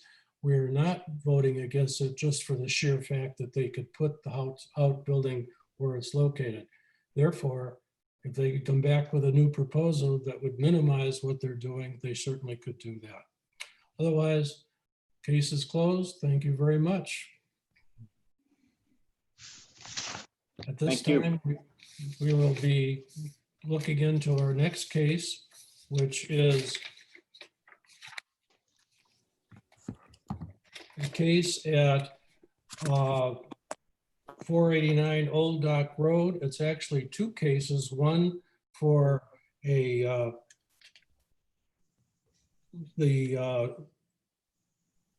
request for a variance to increase the maximum allowed lot coverage beyond the 33%, and then also a variance to request the requirement of a 30-foot setback. I would like a motion to put the two of them together and discuss them at the same time. So moved. I'll second that. Okay, it's been moved and seconded to consider both cases as one because they do really fall on top of each other. All those in favor, I think we can do this by a voice vote, say aye. Aye. Aye. All those opposed, say nay. It passes that we will consider both cases as one. Mr. Chairman, Yes. in the interest of time, can we stipulate that since all of this material has been previously published, will be included in the minutes, and that we have all read the material, can we stipulate that the staff can just summarize their findings rather than go through it letter by letter, word by word? I feel that if we vote to do that, we should be able to do that. I would entertain a motion to say that if everyone has read the material, that we accept it into the record and have John just summarize the case for us. I'll make that motion. I'll second that. It's been moved and seconded that we put the reading of the details into the record and John summarize it. All those in favor say aye. Aye. Opposed, same sign. Passes. John, we're going to turn it over to you to start the case for 489 Old Dock Road, which is case number BZA 20-000006 and 00007. Okay, John.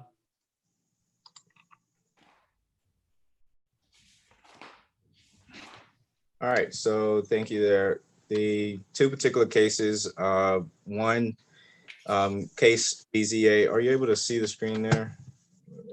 Yes. You're on the Town of Kiowa Island Board of Zoning Appeals basic first slide. Of course, let's see. Okay, now you're on the case number 5. Thought I had this.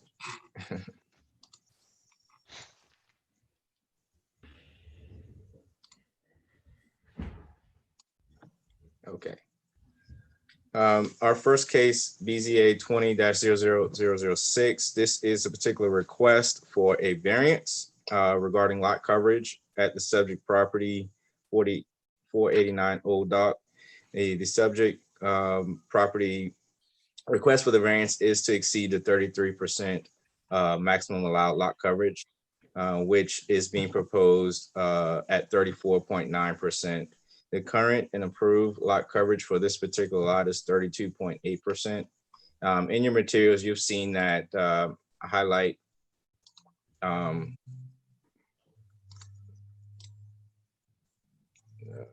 There you go.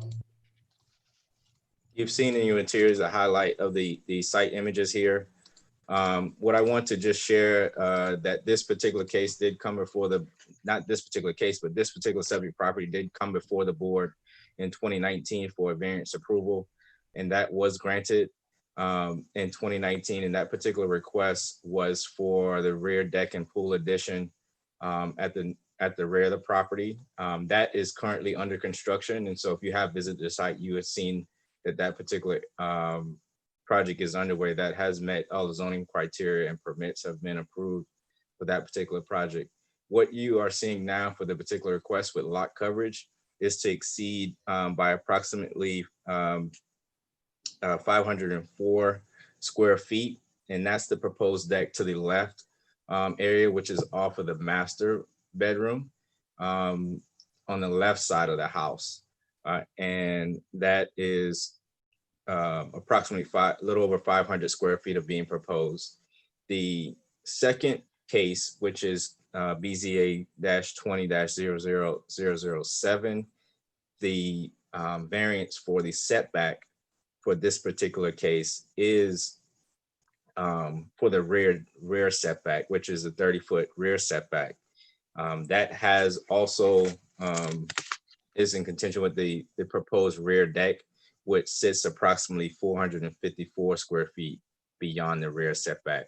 And so if there are, I'll entertain any questions, being that you have the materials regarding the staff's position on the review pertaining to each of the criteria. I'll stop there, Mr. Hacker. Those are the two cases. Can I ask a procedural question?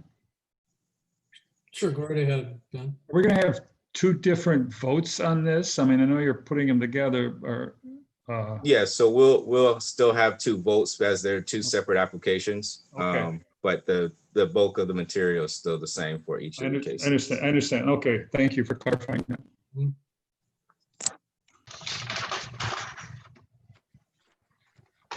And somewhat of a question.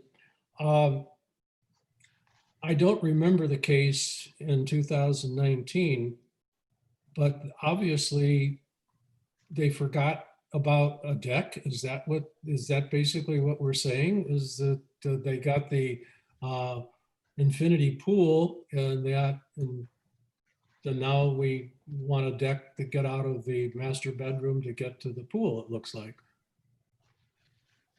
Well, it appears to me there has been some lack of foresight in this. What we approved and what they, and back in 2019, helped them to come into compliance with regard to the lot coverage. And now they wish to claw back some of that and look at the house. I mean, the feeling is that there's a lot of decking already there and the pool. And the whole thing is in the setback. So I'm just trying to understand what's happened between 2019 and now, besides realizing that they have no deck outside their living or their master bedroom. Chairman Hacker, is that a question to us, or? Yeah, I think that I would like to, in other words, do we have anyone here speaking for the Fullers? Or oh, I see, there's the Fuller. In other words, what I would like to ask the either the architect or the owner, what happened that we're here today, is basically. Yeah, you bet. Chairman Hacker, I'm Adam Fuller. My wife, Molly Fuller, is on the phone as well. Joel Our architect, Joel Wenzel with Thomas and Denzinger, is on the phone, as well as Nick Dotis, our attorney. We're happy to share all that background and kind of what happened, and if you guys would allow us. I mean, Joel, if you want to jump in, that would be great. Mr. Chairman? Well, actually, who's speaking? This is Scott. I'm not sure that these witnesses have been sworn in. That's correct, Mr. Parker. Okay, I'd like to, Joe Wilson, are you there? Yes. Would you swear these people, if you, with who people? Everybody's going to be presenting, addressed. just raise your right hand and. Please raise your right hand. You affirm that the testimony you're about to give is the truth, the whole truth, and nothing but the truth. So help you God. I do. I do. I do. Thank you. Thank you. Mr. Hacker, this is Nick Dotis speaking. To add on to what Mr. Fuller just said, if we can begin our response and our presentation, if we will. I know time's of the essence and you guys have been working so hard for over 2 hours. We would like to begin, if we may, sir, with Mr. Wenzel, our architect, our official representative in today's hearing. And he will basically answer what Mr. Farabee and Mr. Hacker, and the other persons of the board. And then I'll join in a few minutes and explain some other matters. And then we have Mr. and Mrs. Fuller present too. And I believe we can add clarification and respond to Mr. Farabee and you, Mr. Hacker, if we may proceed. That would be fine. Thank you. Thank you, Go ahead, Mr. Wenzel. Thank you. Right. I'm Joel Wenzel, principal at Thomas and Denzinger Architects, and we're at 138 St. Philip's Street, Suite 200 in Charleston. And I'll just keep my comments very brief here. Yes, we had a house that had been added to over the years, and so when the Fullers took possession of it, they sought to seek out a pool, and through that process, we were able to kind of remove some of the setback and lot coverage issues that had come about with people constantly adding on to the property. And that's what we came to you with last year. In the interim, some of the reasons for taking away that lot coverage decking have changed in the form of all the live oak trees, which actually pushed the house further towards the marsh, pushing it towards the setback, but also pushing it away from the street, meaning that the driveway got larger. So a lot of the lot coverage issues became because of a longer driveway.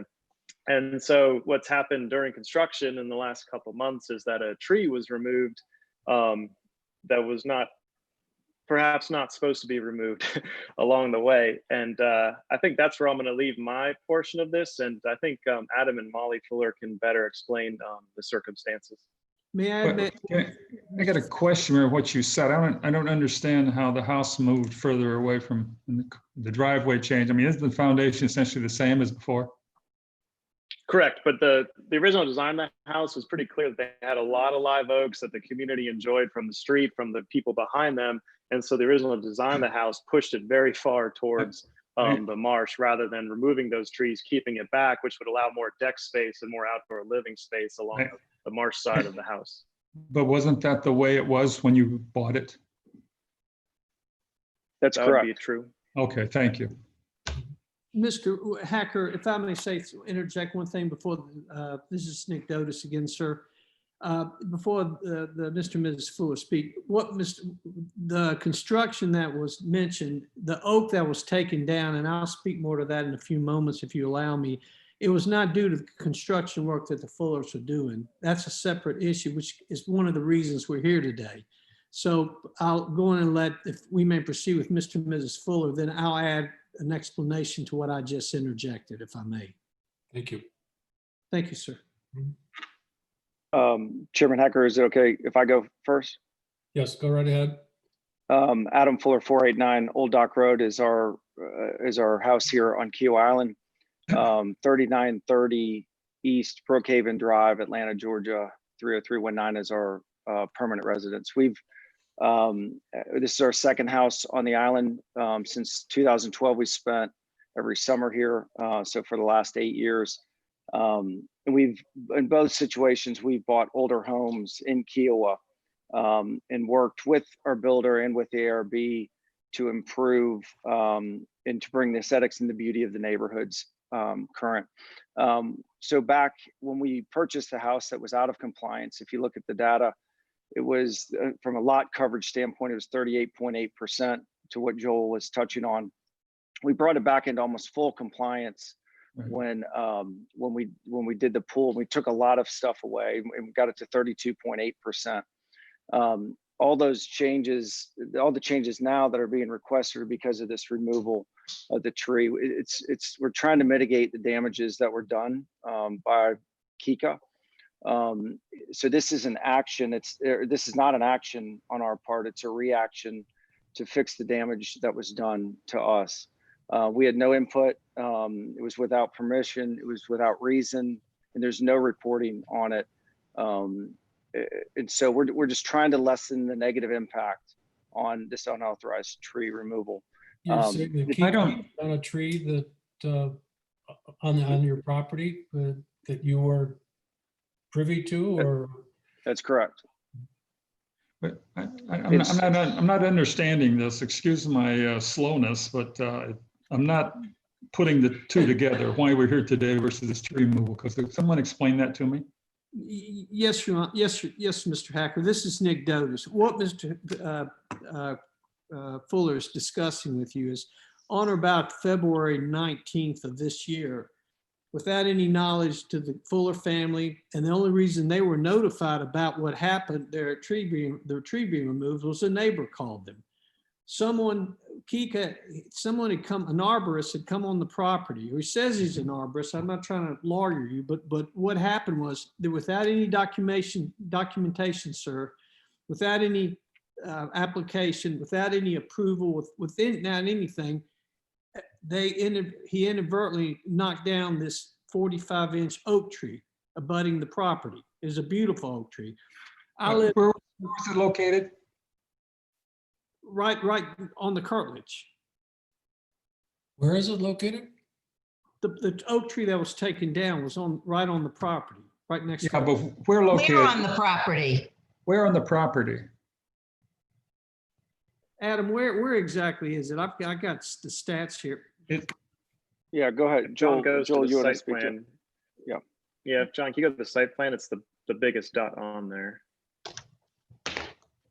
I don't have that right. Yeah, now I see that. That wasn't in any of the write-ups, was it? That it being a reason? No, it was not in anything I read. I didn't see it. Go back to that. Yeah. If you look at the largest dot on the right there by where right there. It's that oak right there that John's circling. I'm sorry, I missed it, John. Did you? Oh, the way over. Oh, over by the driveway. That's right. Yeah. Well, the point is, one of the contentions, we finally spoke to, we tried to reach the arborist. He told me that he wouldn't tell me who sent him. He wouldn't tell him if he had a contract. He wouldn't say if he had a work order. He said he just went down and knocked down the tree. He wasn't sure whose it was or whatever, but that's what he said. I know that sounds kind of lame, but that's what he said.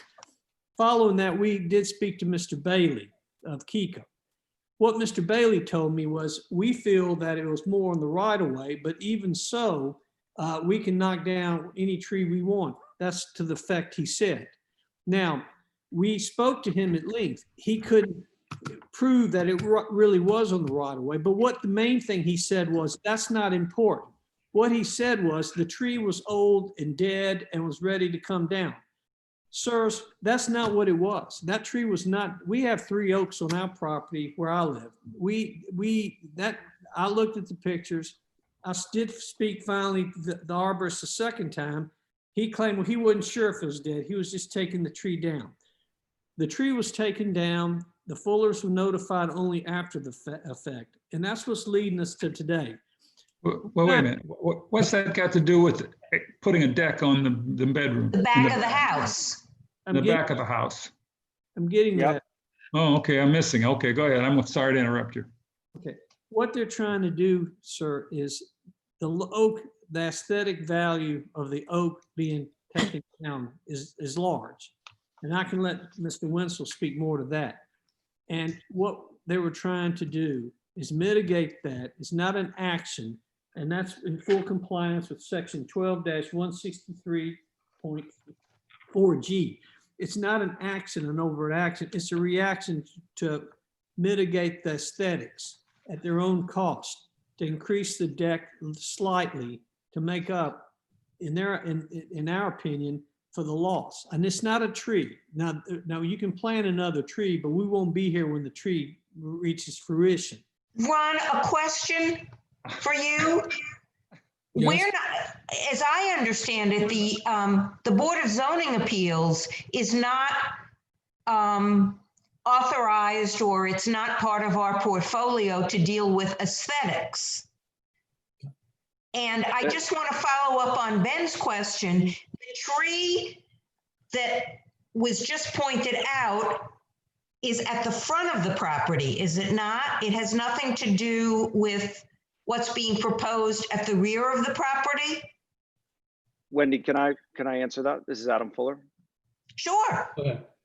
Okay, so if you'll see the ARB, Miss Sense wrote a letter dated June 19th. It's in the packet. It's towards the end of the packet. And on the last line of the first paragraph, it says, and this Mr. Farabee answers, I think it answers your question that you had asked, but it says the ARB would have favorably considered this request if asked at both the time of original construction and at the time of recently approved deck and pool improvement, as the original home footprint was located towards the rear of the property to preserve multiple grand trees on the site. Yeah. So yes, you're correct. I think we could forget about the tree right now. That whole reason is for what happened, why the house was placed where it is, and then what we're doing. I think what we're talking about now is just strictly, do we grant an exception for both lot coverage and for encroaching in a setback to allow some decking going out towards your pool. I don't think that is germane to it. That was the reason for why the house was back so far in the first place. Yeah, I'm sorry. We were answering that because of Mr. Farabee's question. I think that Chairman Heck, that's correct. Yes. I'm sorry, it's a question I didn't think I asked, but the question being, it sounded like you were trying to get to a payback for some tree that was. Yeah, I think it sounded that way to me, Ben, too, that they were saying it's payback for the tree. What it is saying, why is the house so far back? Okay. In the lot? Yeah. Chairman Hacker, that's a correct. Mr. Farabee's comment is correct, that it was not a question. It was a statement that you had made saying, why didn't we ask for this in 2019 at our last request with the deck and the pool? So did you answer that? That's what I was trying to answer there. That's what we were trying to answer there. So we're simply trying to improve the aesthetics. I still don't see that why you didn't. There's nothing in the back that changed since in the last year. But Mr. Fuller, if you're looking at this from an aesthetic standpoint, because you lost this tree at the front of the house, that you want to do some things at the back of the house, aesthetics is not something that the Board of Zoning Appeals addresses. That's the ARB. That's correct. I think, Wendy, and in so doing that, I think what the ARB is saying, just as they did, they said they would have approved this in 19 if it had brought. I think that it was probably, in my mind, it was an unfortunate oversight, and they should have been requesting a reduction from 38% coverage to 36% or 34.9%, and let it go at that, and we probably would have approved it. But it's, it has nothing to do with the tree. But I think that it was poor planning. But I can see that from an aesthetic standpoint, now take that, all the work that we're talking about isn't going to affect neighbors on either side because their properties are facing the other way. So it's really just saying what should be done right for this house, which was built closer to the marsh because of a bunch of trees out in front. And that's how I look at it. Mr. Hacker, Nick Dotis here. I agree. And I want to address something that Mr. Farabee said. And I know Mr. Farabee didn't mean it in the way I thought at first. This isn't payback.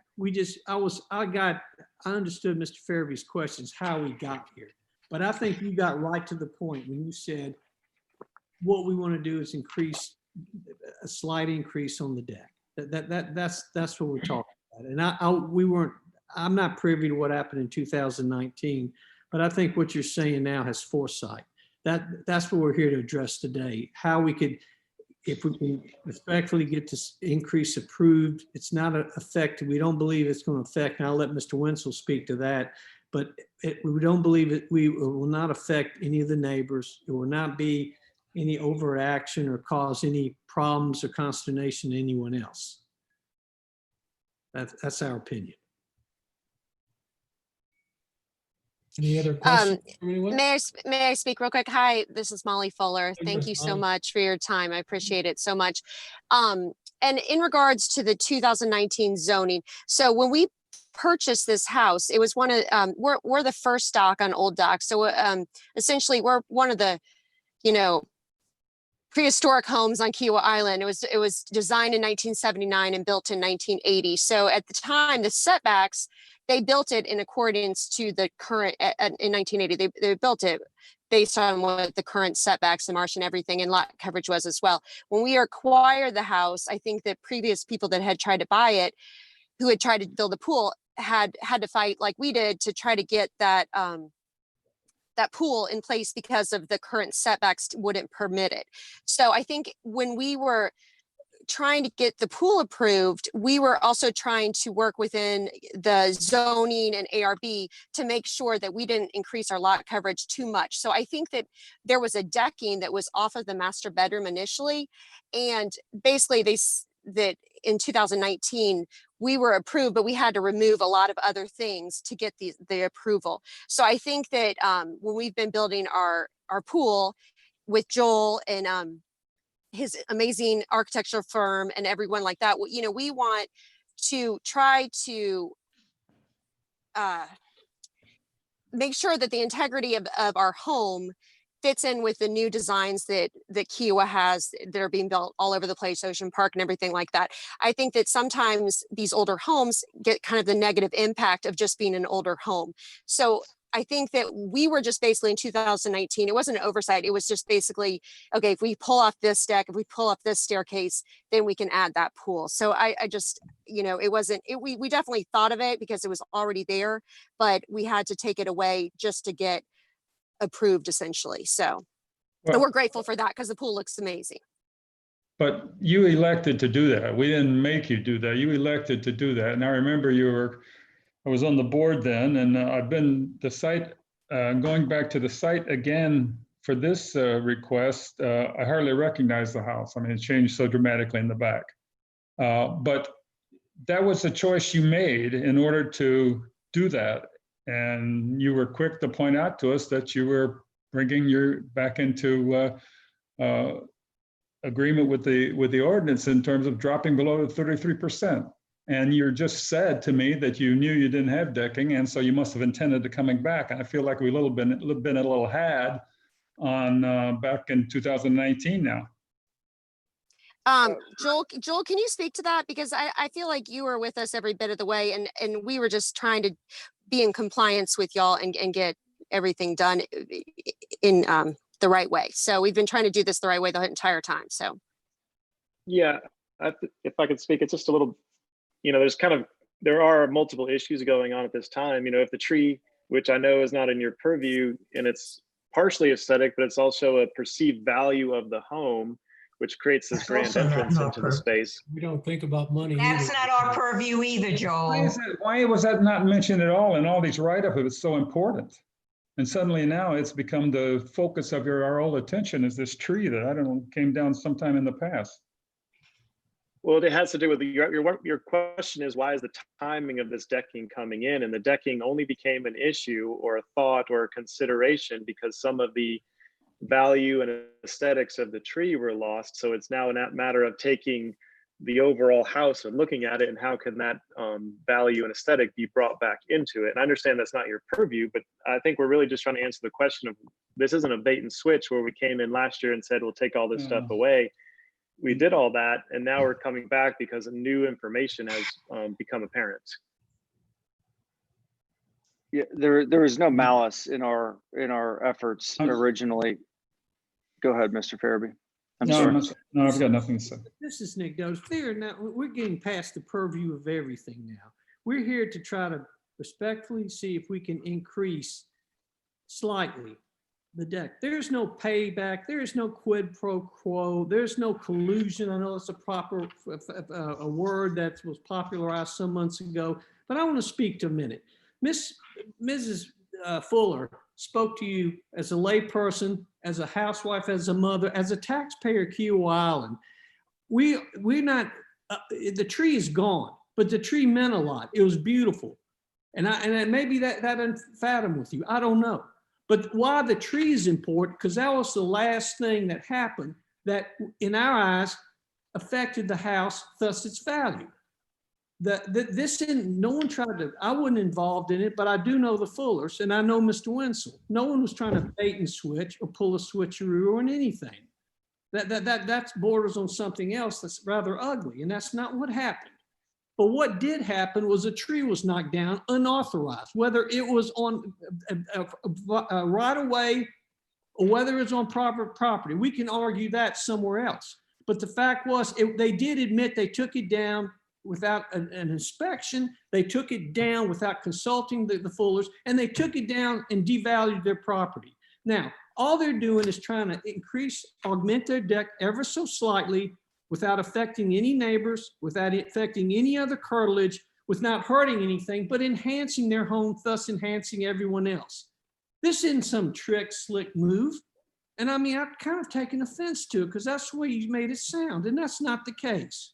And that's wrong. You have a powerful vote, sir, but the point is, the two motions before you are to augment a deck that they are paying for it.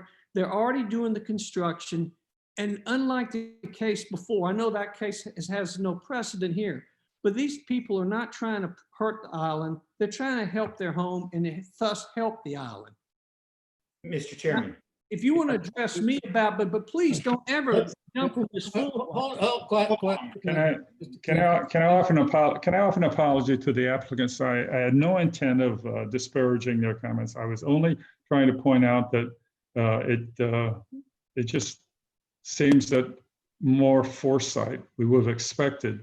I'm shaking. I'm so upset. All right, hold on.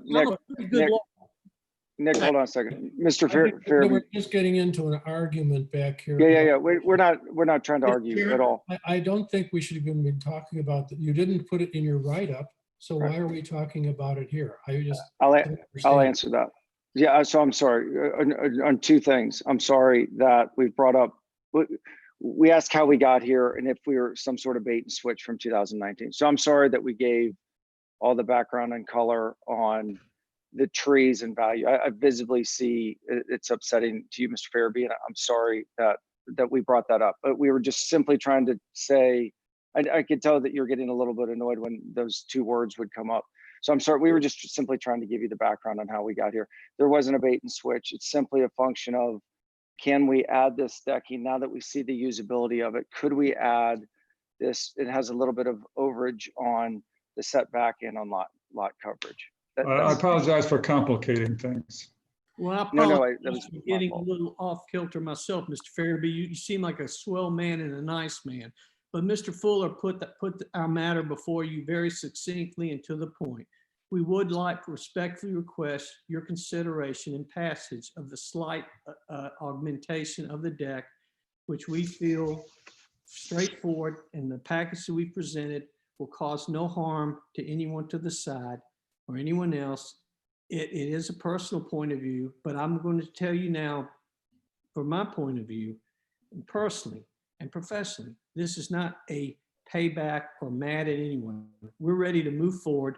We spoke to the other people before. We've spoken, and that's why we presented our case. Everything Mr. Wenzel's presented, we believe, is just, and he's got a stellar reputation, just like every member of the board does that I'm addressing today. It's straightforward and it speaks for itself. And then we respectfully request that you grant us this augmentation on the deck at our costs, and we can go forward. And guys, and gals, I would say, I hope we're not punished for an oversight from the last time. I understand your time is valuable, and that was not our intention back then. We have 3 little girls. It was not like we came in with our little kids and thought, hey, let's see if we can get this, and let's see if we can get more later. And that was not the intention. The board understands that. They're good people here. Okay, everybody's good people and people of goodwill. And that's what it is. And we want the decision to rest on just what we presented, just the facts. And I don't know anything else I can say. And I'm sorry I got a little heated for a moment, but the Fullers are, I'll leave it at that. And Any Mr. Chairman. other comments other than trees and what we've been talking on? You have something you'd like to add, Scott? Mr. Wenzel, would you like? If I may, I think that we need to move away from this part of the conversation before more unnecessary damage is done. And let's get back to looking at, what do we grant these 2 variances or not? What are the underlying reasons? And to me, when I go back there and I look at the property, I can see the need for the desire on the homeowner's point of view. I would have the same desire. Oh, damn it, I should have put a deck back here on this master suite. Because that would improve the livability of my house. And I do not think that granting these 2 requests will cause any material or significant damage to the neighborhood. I don't think that it changes anything in the front. And I think that it's a reasonable accommodation to offer to these people. The fact that they should have had more foresight, I agree completely. But I have also made many times in my life gone, what was I not thinking straight? So this is where I am with it. And I think we need to move off the front of the house and get back to the back of the house. Thank you. I'm not recognizing, I'm talking to the board members.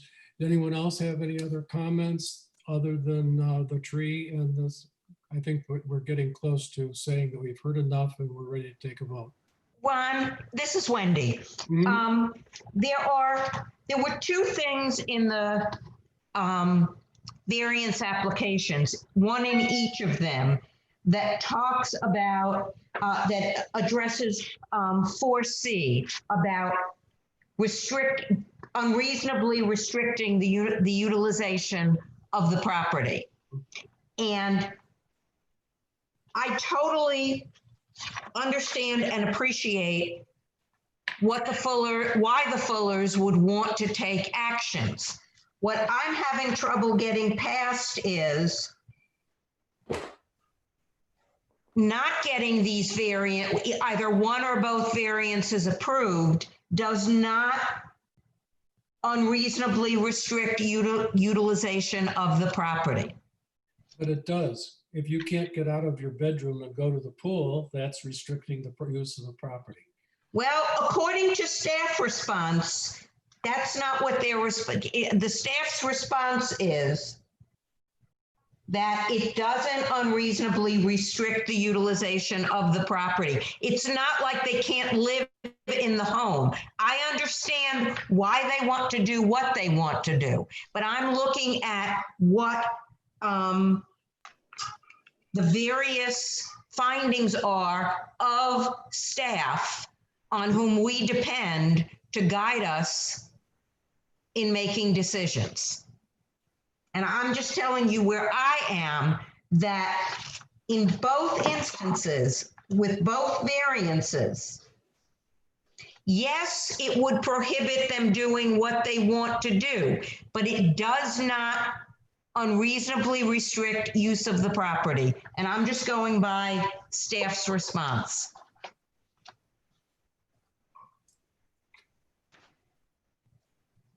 The staff says that, Wendy, and that we don't have to accept that. They said that. I understand that. Okay. Any other? I wasn't on the Who's board. speaking? I don't believe it's Frank. That's Frank. Cassidy. Thank you, Frank. I wasn't on the board when the original case came up in 2019, but to me, this case is very similar to a number of other cases that we've considered since I have been on the board. And I think it's similar to what you said, earlier one, Ron, had we been looking at these requests de novo without the fact that there had been a prior request for a slightly different modification in 2019, I think we would have approved it, and I think we should now because it improves on the situation as it was pre-construction. Along that line, I'd like to ask a question regarding Mr. Wenzel's letter to John Taylor, the June 29th letter. On item D, where it says that this will help to bring the home into compliance. Would you explain that to me? I think it's kind of in reference to that we brought it into further compliance last year. And if we had done what you suggested, and whatever the reason, if we had thought about this before, we would still have brought it from, the 38% down to the 34.9%. I might be misquoting here. But it would have, even if we had brought it last year, we were still reducing the lot coverage and reducing the amount of problems that the house had created from an ordinance standpoint. Yeah, but that's not where we are. We're at 32.8 now, and you're going to 34.9. And how's that going to bring it into compliance? That's my question. I see. That might just be a just bad writing on our part in terms of just kind of explaining that we went from a higher number to a lower number, and now we're going slightly up from that, but we're still lower than the higher number. I apologize for that. Thank you. There's no other discussion. I would like to close this part of the meeting and go to a session of the board. Okay. I'll move approval of both cases. Can I interject, Mr. Hacker, just a brief moment? Remember that we should take these in two different votes. And so either just with the motion, just announce which particular case as you make your motion that you are either approving, denying, or approving with conditions. Frank, you want to be approving the variance to increase the maximum allowed lot coverage to 34.9%? Yes, the case 000006. I'll second it. It's been moved and seconded. We're open for discussion. I believe I've already made my position clear. Okay, I will take a roll call vote again for approving the variance to allow increased lot coverage to 34.9%. Wendy Kulik? No. Frank Cassidy? Yes. Scott Parker? Aye. Scott? Yes. I'm sorry. Jay Lewis? Yes. Ben Farabee? No. Ron Hacker? Yes. It passes 4-2, and the variance has been approved. I'll now entertain a motion to for the variance request for encroaching on the rear setback by 454.6 feet. So moved. Seconded. It's been moved and seconded. Any discussion? If not, I'll call the vote. Again, roll call. Wendy Kulik? No. Frank Cassidy? Yay. Scott Parker? Yes. Jay Lewis? Yes. Ben Farabee? No. Ron Hacker? Yes. Again, the motion carries that the variance to increase the encroach on the 30-foot rear setback to 54.46, basically from a standpoint that we're following the IRB's recommendation, which they did feel that they approved this also. Thank you all. It's been a long day. I think that everybody wants to, they don't have to drive home, but they're probably glad they are home. John, is there anything else that you have? That is all at the moment. I do have some future dates that I'll be sending out to the board just in regards to continuing ed. But that's all the updates that I have at this moment for the BZA. Regarding beginning of the year, you remember that we did say that we were going to review our rules of procedure. But that's still just been tabled until I think we get affirmed from the council that was working with us on that particular point. So just kind of still hold on to that particular action item. Okay. John, are we looking to continue the Zoom meetings in August? At this time, we've been going month to month, and that'll be something council sort of looks at all of our public meetings. And so right now, I don't have a definitive answer, but right now, we'll say yes until further notice. Mr. Chairman Hacker. Yes. Yeah. I just want to say thank you to you and the board on behalf of Mr. Fuller, myself, and Mr. Wenzel, and Mr. Farabee. I thank you. I believe decent people can disagree, but things cool off. So, And I just simply wanted to say thank you to everybody's time and commitment to the island, and we appreciate it. Yes, thank you very much. thank you very much. Yes. And now I'll entertain a motion to adjourn the meeting. So So moved. moved. Moved and seconded. All those in favor say aye. Aye. Motion carries unanimously.